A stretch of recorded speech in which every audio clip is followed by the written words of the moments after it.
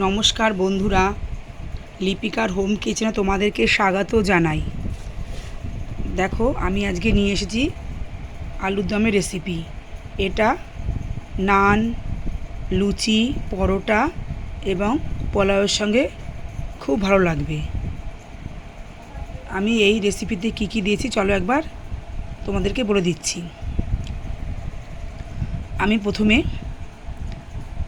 শুকনো লঙ্কা, তেজপাতা এবং সাদা জিরা ফোড়ন দিয়েছি, দিয়ে আলুটাকে ভেজে নিয়েছি। আলুটা ভাজা ভাজা হয়ে গেছে, তখন আমি এর মধ্যে একটু বাটিতে গুলে নিয়েছি মশলা, সেটাকে আমি দিয়ে দিচ্ছি। এর মধ্যে দিয়েছি আদা বাটা, টমেটো, জিরার গুঁড়ো,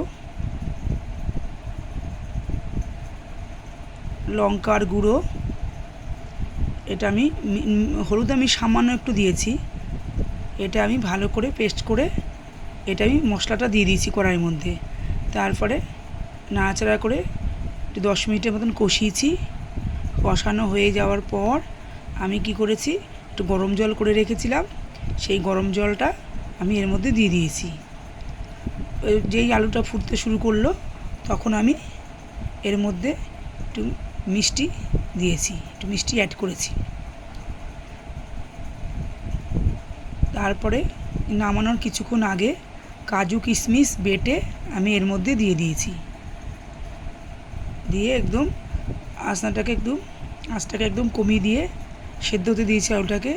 তারপরে নামানোর পর আমি এটাকে ঘি, গরম মশলা দিয়ে তোমাদের কাছে সার্ভ করছি। দেখো, আমার এই রেসিপিটি যদি তোমাদের ভালো লাগে তাহলে তোমরাও তৈরি করে খেও। তোমরা ভালো থেকো, সুস্থ থেকো। লাইক, শেয়ার, কমেন্ট করতে ভুলো না। ধন্যবাদ।